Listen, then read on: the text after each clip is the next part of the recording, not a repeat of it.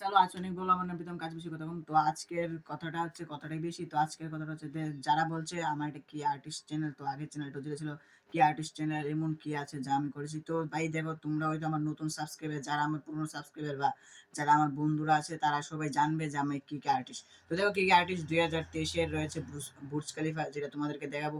দুর্গাপুরতে Burj Khalifa, তারপর 2024-এ হয়েছে Eiffel tower, 2025-এ হয়েছে কেদারনাথ, এবং 2025-এ আবারও হয়েছে কালী বলতে দিওয়ালিতে এই যে টুইন টাওয়ার। তো এখানে সব অনেকগুলি কিন্তু আমার এখানে আর্টের ভিডিও রয়েছে। বলতে আর্ট বলতে সেখানে ড্রয়িংকে বোঝায় না শুধু।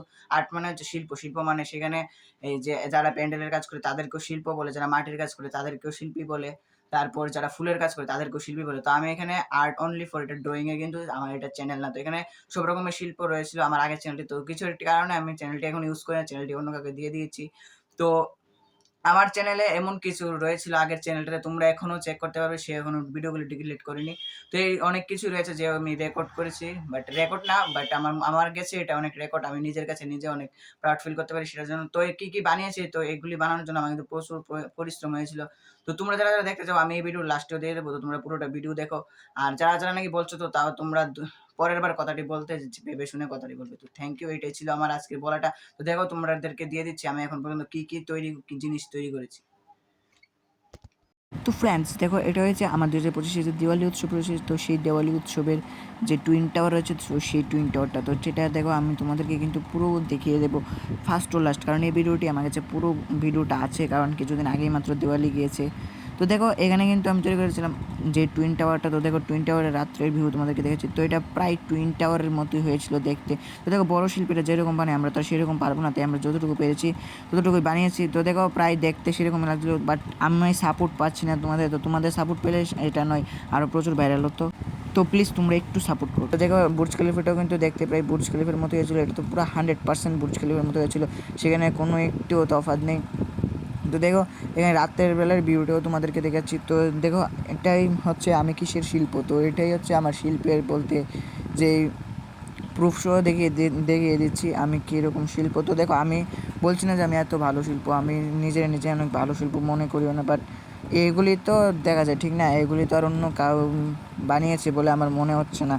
আমি আমার চোখে পড়িনি, তোমাদের চোখে পড়লে পড়তে পারি। তো দেখো এটা হচ্ছে 2025-এর দুর্গাপূজা। তো এখানে হয়েছিল আমাদের থিমটা হয়েছিল এই কেদারনাথ। তো দেখো কেদারনাথ তো প্রায় কেদারনাথের মতোই লেগেছে। তো যদিও আমার কাপড়গুলিতে রং করানোর আরও সময় পাইনি, তার জন্য না হলে কিন্তু আরেকটু সুন্দর হতো। তো দেখো তোমাদেরকে প্যান্ডেলের ভিউটা দেখাচ্ছি। তো এটা হচ্ছে দুর্গা ঠাকুরটা রয়েছিল যেটা। তো দেখো প্যান্ডেলটা কিন্তু বৃষ্টির জন্য একটু ভরে গিয়েছিলো, তার জন্য আমার এটা আরও বড় প্ল্যান ছিল। তো বৃষ্টি ছিল, আমার এক্সাম ছিল, তার জন্য কিন্তু এটা বড় প্ল্যানটা হয়নি, প্ল্যানটা ছোটোভাবে হয়েছে। কালীর ঠাকুর বলতে কেদারনাথটি তৈরি করেছে।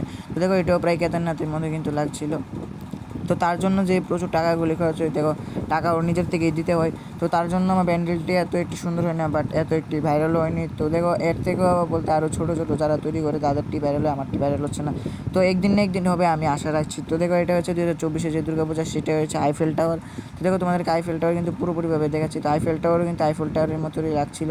তো দেখো এটা হয়েছে আমার 3তম দুর্গা ঠাকুর। তো দেখো আমার 3তম দুর্গা ঠাকুরটা কিন্তু তোমাদেরকে দেখেছি। তো এটা হচ্ছে আমার প্যান্ডেল। তো প্যান্ডেলটা কিন্তু হয়েছে 3তম বলতে প্যান্ডেলটা এটা ফার্স্ট বলতে প্যান্ডেল আরও আগে যেগুলি করেছিলাম, তো সেইগুলো কিন্তু সেগুলির মধ্যে এটা হচ্ছে 3তম। তো দেখো একটা শিল্পী যখন তার নিজে যখন কিছু তৈরি করে তখন তার নিজের মনের উৎসাহ বাড়ে। তো যাদের কাছে যেরকম, যাদের কাছে সুন্দর লাগতেও পারে, আবার কারোর কাছে নাও লাগতে পারে। তো দেখো যারা যারা এই ভিডিওটা পুরো পর্যন্ত দেখেছো তারা কিন্তু এখান পর্যন্ত, যারা দেখেনি তারা কিন্তু প্রথমে স্কিপ করে চলে গেছে, কারণ আমরা ছোটো ক্রিয়েটর, তার জন্য আমাদেরকে কেউ দাম দেয় না। তো দেখো একদিন না একদিন বড় ক্রিয়েটর তো হবেই। দেখো এখন পর্যন্ত যারা ক্রিয়েটর ছিল সবাই কিন্তু ছোটো থেকে বড় হয়েছে, কেউ পট করে বড় হয়েছে। তো এটাই ছিল আজকে ভিডিওটা। Thanks for watching. আর যারা যারা বলছো তারা নেক্সট টাইম বলার আগে এই ভিডিওটা দেখে বলবে।